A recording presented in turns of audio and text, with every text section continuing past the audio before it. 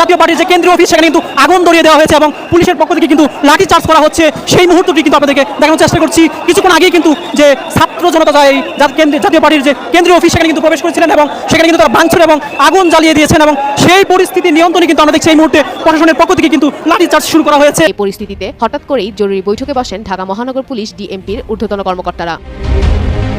এ বিষয়ে ডিএমপির অপরাধ ও তদন্ত বিভাগের অতিরিক্ত কমিশনার এস.এন. মোহাম্মদ নজরুল ইসলাম বলেন, বিষয়টি গুরুত্বের সঙ্গে তদন্ত করা হচ্ছে। আমি সমস্ত দায়িত্ব দিচ্ছি আপনাদের জানমাল এবং আপনাদেরকে আমি কথা দিচ্ছি যে আপনারা আশাহত হবেন না।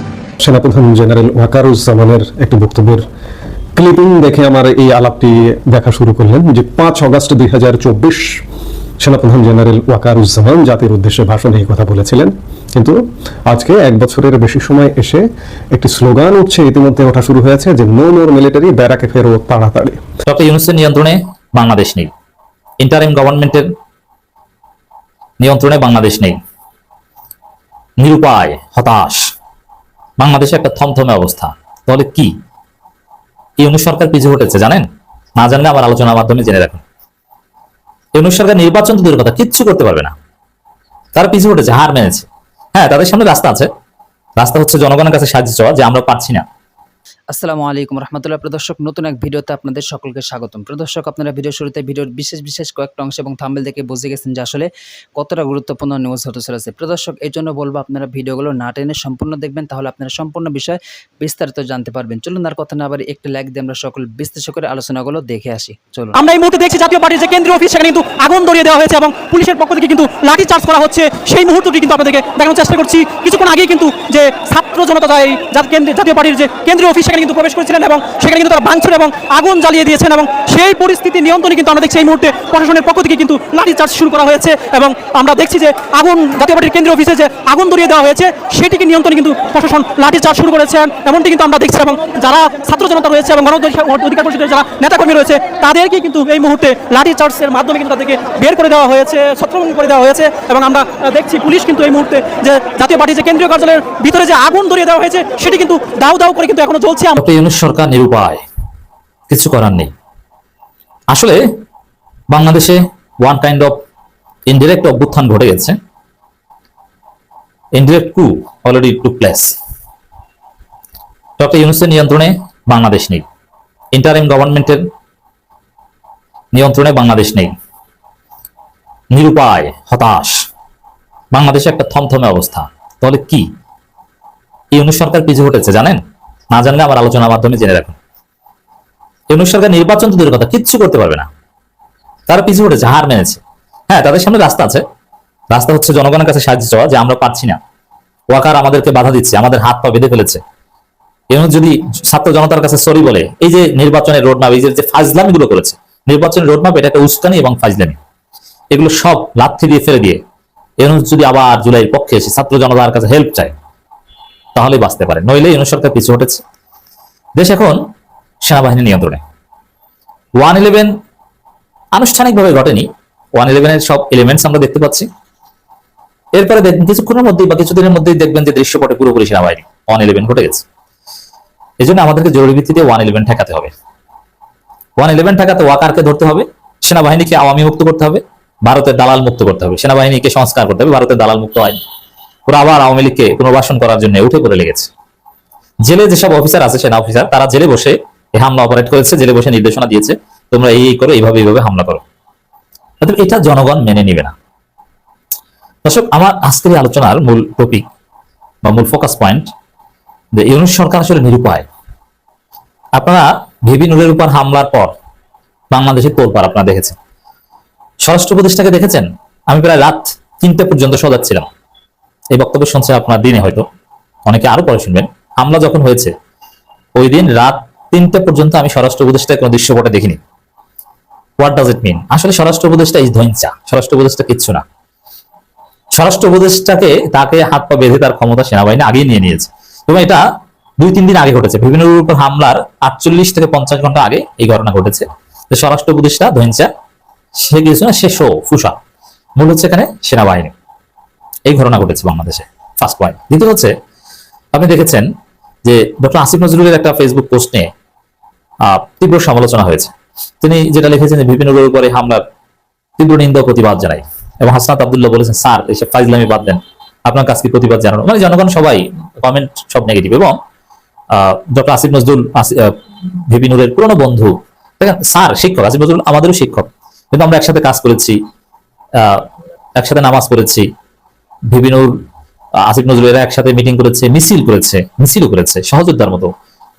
যখন আওয়ামী লীগ বিপিনুরকে সকাল সন্ধ্যা পেটাতো, তখন এই আসিফ নজরুল দৌড়ে যেতেন জাফরুল্লাহ চৌধুরীদের নির্দেশনায়, চেষ্টা করেছে অনেক। মানে বন্ধুর মতো সম্পর্ক বিপিনুরের সাথে আসিফ নজরুলের। আসিফ নজরুল যারই দালাল হোক না কেন, এই বিপিনুর মৃত্যুর মুখে আইসিইউতে আসিফ নজরুল দৌড়ে দেখতে গিয়েছেন, কিন্তু জনতার তোপের মুখে আসিফ নজরুল তিনি অনেকক্ষণ অবরুদ্ধ ছিলেন।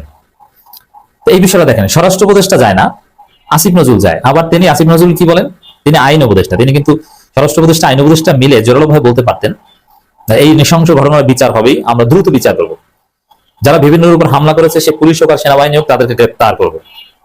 সিসিটিভি ফুটেজ দেখে আওয়ামী লীগের কাজ ছিল এখানে, এবং কেন আওয়ামী লীগ পুলিশ এবং সেনাবাহিনী মিলে হামলা করেছে আমরা বিচার করব, এভাবে কিন্তু বলতে পারতো না। মানে আসিফ নজরুলের বক্তব্য দেখেছেন কতটা অসহায়। এই যে আপনারা তো গালাগালি করেন আসিফ নজরুলকে, যে তিনি উপদেষ্টা হয়ে তিনি তো হুঙ্কার গর্জন দেন, বিচারের কথা বলবেন, বিচার নিশ্চিতের ঘোষণা দিবেন, পদক্ষেপ ঘোষণা করবেন যে এই পদক্ষেপ নিচ্ছি, অমুক পুলিশকে অলরেডি স্ট্যান্ড রিলিজ, তিনি এগুলো বলবেন। তিনি তো সরকার প্রভাবশালী উপদেষ্টা না, তিনি না বলে তিনি প্রতিবাদ জানাচ্ছেন। কার মতো? রাজনৈতিক দলগুলোর এই ধরনের পরিস্থিতির প্রতিবাদ জানানোটা মৌলিক কোনো কাজ না, রাজপথে নেমে যাওয়াটা হচ্ছে মৌলিক কাজ। তাহলে প্রতিবাদ জানাবে কারা? প্রতিবাদ জানাবে হচ্ছে আমাদের মতো সুশীলরা। যদি আমি ওই কথিত সুশীল না, বিপ্লবী, মানে সুশীল যারা, সুশীল সমাজ বলে না 162 নাগরিকের বিবৃতি, মানে ওই 162 নাগরিকরা যে ফেসবুকে স্ট্যাটাস দেওয়ার কথা, যেটা বর্তমানে রাজনীতিবিদদের জন্য শোভনীয় নয়, ক্রিটিক্যাল মোমেন্টে, আসিফ নজরুল ওই সুরে কথা বলছেন।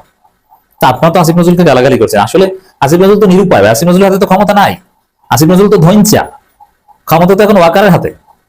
অতএব সিভিলিয়ানদের হাত থেকে মিলিটারি ক্ষমতা নিয়ে গেছে ইনডিরেক্টলি। তো এই জায়গায়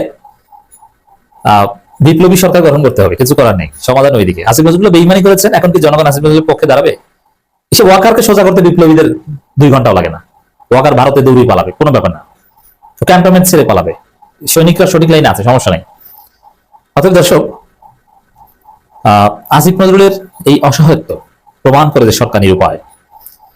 দর্শক, প্রেস সচিব দৌড়ে গিয়েছেন, তিনি বলছেন যে নুরুর উপর হামলা নিন্দা, তদন্তের ঘোষণা। হ্যাঁ, তিনি অ্যাটলিস্ট তদন্তের ঘোষণা দিতে পেরেছেন, কিন্তু তারপরও দেখেন প্রেস সচিব দৌড়ে যায়, স্বরাষ্ট্র উপদেষ্টার খবর নাই।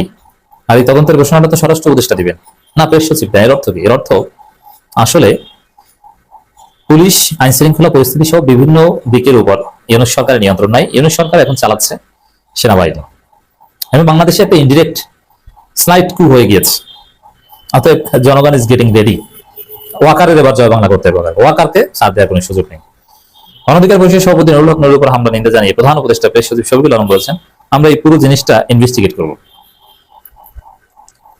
শুক্রবার রাত 11:30টার দিকে আহত নূরকে দেখতে ঢাকা মেডিকেল কলেজ হাসপাতালে জরুরি বিভাগে যান শফিকুল আলম। এই সময় তিনি সাংবাদিকদের কথা বলেন। নূরের চিকিৎসকদের সঙ্গে কথা বলে বিষয়টি জানিয়ে প্রেস সচিব বলেন, তারা বলছেন নূরের আঘাত গুরুতর, তার উপর আঘাত খুবই ন্যাক্কারজনক একটি ঘটনা, আমরা এটা নিন্দা করি, আমরা এই পুরো জিনিসটা ইনভেস্টিগেট করব। এবং হাসনাত ভিপি নুরুল হক নুরুর উপর বর্বরচিত হামলার তীব্র নিন্দা প্রতিবাদ জানাচ্ছে, এটা হচ্ছে আসিফ নজরুলের বক্তব্য। মিলিটারি ব্যারাকে ফেরত তাড়াতাড়ি, এই প্রসঙ্গটি নিয়ে আপনাদের সামনে কথা বলতে চাই। এবং ব্যারাকে ফিরলে কি হবে? এই নো মোর মিলিটারি, ব্যারাকে ফিরো তাড়াতাড়ি, এই স্লোগানটি কার? আজকে বাংলাদেশ ধ্বংসের কয়েকজন কারিগর আছেন, মহানায়ক আছেন, যাদের ইন্ধনে, যাদের পৃষ্ঠপোষকতায় বাংলাদেশ আর বাংলাদেশ নেই।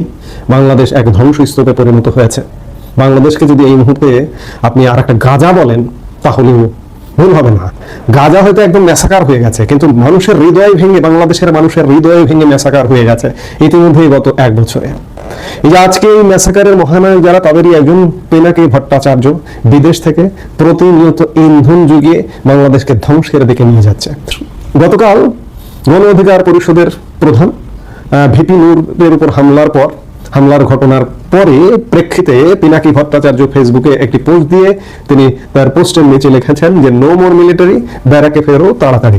ঠিকই কইছেন তিনি, তার ভাষায় বলে, তিনি কইছেন, খাইছেন, গুইছেন বলে বলেন, আমি তার ভাষায় বলি, তিনি ঠিকই কইছেন।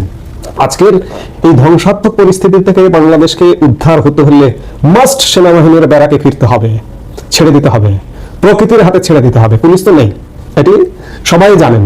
এখন যে পুলিশের কর্মকাণ্ড দেখছেন, ওকে ধরছে, ওকে অ্যারেস্ট করছে, ওকে ইয়ে করছে, এগুলো সম্পূর্ণ একটি বা দুটি দলের সম্পূর্ণ দলীয় পুলিশ, যারা বিভিন্ন চিপাই বিভিন্ন গর্তে লুকিয়েছিল এতদিন, তারা এখন বেরিয়ে এসে দাপটের সাথে কিছু সীমিত কিছু দায়িত্ব পালন করে একে ধরছে, ওকে মারছে, ওর বিরুদ্ধে মামলা দিচ্ছে, ওকে অ্যারেস্ট করছে। এটা সীমিত সংখ্যক।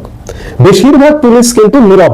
আমি আগের ভিডিওতে আজকে বলেছি, আজকে যদি সেনাবাহিনী উঠে যায় তাহলে বাংলাদেশ এক ভয়াবহ রক্তক্ষয়ী সংঘর্ষের মুখে পড়বে। অনেকে আবার বলবেন যে সেনাবাহিনীর থেকেও তো কোনো লাভ হচ্ছে না, সেনাবাহিনীর থেকেও প্রতিনিয়ত মব হচ্ছে, বিশৃঙ্খল পরিবেশ ঘটছে, কিন্তু সেটার একটা লিমিট আছে।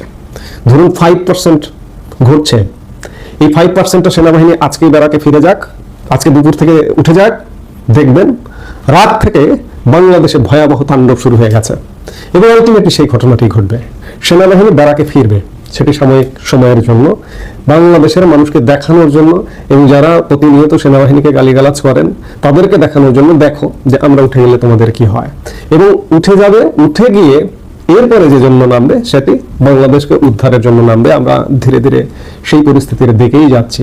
এই ইন্ধনদাতা পিনাকি ভট্টাচার্য গতকাল বিপিনুরের হামলার ঘটনা একটা ব্যাখ্যা করেছেন। তিনি বলেছেন যে আজকে হামলা হয়েছে লেফটেন্যান্ট কর্নেল রাকিব, অধিনায়ক ইস্ট বেঙ্গল, বর্তমানে জেলে থাকা আওয়ামী জেনারেল সালাউদ্দিন মিয়াজির ব্যক্তিগত স্টাফ ছিলেন, ও লেফটেন্যান্ট কর্নেল আফজালুর রহমানের সরাসরি নেতৃত্বে সেনাবাহিনীর কোন অফিসারের নেতৃত্বে গতকালকে ভিপি নূরকে মারা হয়েছে, হামলা হয়েছে, সেটি উদ্ধার করে ফেলেছেন পিনাকিরা। আর হামলার মূল হোতা 9ম পদাতিক ডিভিশনের জিওসি মেজর জেনারেল আসাদ, তার আদেশে রকিব ও আফজাল হামলা করেছে। গণ অধিকার কার্যালয়ের ভেতরে আসবাবপত্র ভাঙচুর, এর পাশাপাশি টয়লেট ভেঙে নেতাকর্মীদের উপর হামলা করে সেনাবাহিনী। জাতীয় পার্টি এবং জিএম কাদেরকে রক্ষায় ওয়াকার সর্বশক্তি দিয়ে মাঠে নেমেছে। গেল রোজায় হাসনাত ও সার্জিসকে ডেকে ওয়াকার টেবিল চাপড়ে রিফাইন আওয়ামী লীগ নিয়ে যে হুমকি দিয়েছিল সেটির বহিঃপ্রকাশ নূরের উপর আজকের হামলা। পিনাকের কথায় এটি স্পষ্ট যে সেনাবাহিনী সত্যিকার অর্থে ব্যবস্থা নিয়েছে, সন্ত্রাসের বিরুদ্ধে, সহিংসতার বিরুদ্ধে ব্যবস্থা নিয়েছে, এবং এই ব্যবস্থাটা তাদের খুব স্বাভাবিকভাবে ভালো লাগছে না। অথচ এই সেনাবাহিনী এই যে জুলাই আগস্টের সহিংসতাকারীদের গোপালগঞ্জ থেকে এপিসিতে করে বাঁচিয়ে নিয়ে এসেছিল। আমি বরাবর বলি, আমি সবসময় বলি যে সেনাবাহিনী কিন্তু যে কোনো সময় ঘুরে দাঁড়াতে পারে। এই ঘুরে দাঁড়ানোর শুরুটা হবে, এই যে দাবি উঠছে, পিনাকে দাবি করেছে, বৈষম্য বিরোধী ছাত্র আন্দোলন ফেসবুক পেজ থেকে দাবি করা হয়েছে যে সেনাবাহিনী ব্যারাকে ফিরে যাক। আমরা সেটি দেখবার জন্যই অপেক্ষা করছি যে সেনাবাহিনী, এবং আমরা এই দাবির সাথে সুর মিলিয়ে একইভাবে বলবো যে সেনাবাহিনী দয়া করে আপনারা ব্যারাকে ফিরে যান। কারণ আপনারা যতক্ষণ মাঠে আছেন, দেশে যা আছে যতটুকু আছে, এর জন্য, এই মব সন্ত্রাসের জন্য, বিশৃঙ্খলার জন্য আপনাদের উপরে কিন্তু দায় দায়িত্ব চেপে যাচ্ছে। আপনারা হয়তো সঠিক দায়িত্ব গতকালকে যেমন দায়িত্ব পালন করেছেন, এইভাবে যদি দায়িত্ব পালন করেন, দেশ এক ভয়ঙ্কর ধ্বংসস্তূপে দাঁড়িয়ে আছে। এভাবে চলতে থাকলে আগামী 3 মাস 6 মাসের মধ্যে পুরোপুরি শেষ হয়ে যাবে, ধ্বংস হয়ে যাবে। ধ্বংসকারীরা সেই এজেন্ডা নিয়ে মাঠে নেমেছে। তাই তাদের দাবির সাথে আমরাও বলতে চাই, পিনাকি ভট্টাচার্য, বৈষম্য বিরোধী ছাত্র আন্দোলন, এনসিপি বা অন্যরা যারা দাবি করছেন যে সেনাবাহিনীর দিকে অভিযোগের অঙ্গুলি নির্দেশ করছেন, তাদের দাবির সাথে আমরা সাধারণ মানুষও বলতে চাই যে সেনাবাহিনী দয়া করে আপনারা ব্যারাকে ফিরে যান। সেপ্টেম্বরের মাঝামাঝি সময়ে আপনাদের ম্যাজিস্ট্রেসি পাওয়ার আবার 2 মাসের জন্য বারবার একটা সময় আসছে, দরকার নেই, বাড়াবার দরকার নেই।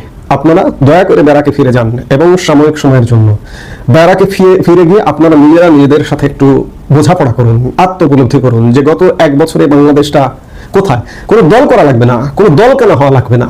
একজন সাধারণ মানুষ হিসেবে আমি আমার দৃষ্টিতে বলছি যে একজন সাধারণ মানুষ হিসেবে বলতে চাই যে বাংলাদেশকে কোথায় নামিয়ে ফেলানো হয়েছে, কোথায় নামিয়ে দিচ্ছে। দয়া করে সেনাবাহিনী, সশস্ত্র বাহিনী, আপনাদের যে মান মর্যাদা গত 1 বছরে ক্ষুণ্ণ হয়েছে, এটিকে উদ্ধার করুন। আপনারা যদি ধ্বংস হয়ে যান, আপনারা যদি শেষ হয়ে যান, তাহলে বাংলাদেশ আর থাকে না, বাংলাদেশ আর থাকবে না। এই জন্য এদের সাথে আমরাও দাবি করব, সেনাবাহিনী ব্যারাকে ফিরে যান, ফিরে গিয়ে বাংলাদেশে একটা কঠিন পরিস্থিতির মুখোমুখি হোক এবং ওই পরিস্থিতিটা থেকে উদ্ধার, এবং ওটা থেকে বাংলাদেশকে উদ্ধারের কার্যক্রম আপনারা শুরু করুন। শুরু করার জন্যই আপনারা ফিরে যান। এই মুহূর্তে আপনাদের জরুরি সত্যিকার অর্থে ব্যারাকে ফিরে যান। দেশে গৃহযুদ্ধ বেঁধে যাক। আজকে গৃহযুদ্ধের চেয়ে কোনো অংশে কম না বাংলাদেশের পরিস্থিতি। কাজেই সেনাবাহিনী মাঠেও থাকবেন, গৃহযুদ্ধও হবে, এই গৃহযুদ্ধের আপনারা দায় নেবেন, নিয়ে মাঠে থাকবেন। এই কাজ করবেন না। আপনাদের ভাবমূর্তি ক্ষুণ্ণ হচ্ছে, ফিরে যান, ফিরে গিয়ে দেখুন কি হয়। দর্শক আপনারা একে একে সকল বিশ্লেষকের বক্তব্য শুনলেন, অবশ্যই আপনারা বুঝতে পারছেন যে আসলে কতটা গুরুত্বপূর্ণ নিউজ ছিল। প্রদর্শক এখান থেকে যদি আপনাদের কিছু বলার থেকে অবশ্যই কমেন্ট বক্সে জানিয়ে দেবেন। আরও এইরকম নিত্য নতুন আপডেট নিউজ পেতে আমাদের এই নিউজ চ্যানেল লিখে আসে এই চ্যানেলটি সাবস্ক্রাইব করে পাশে থাকবেন। ধন্যবাদ।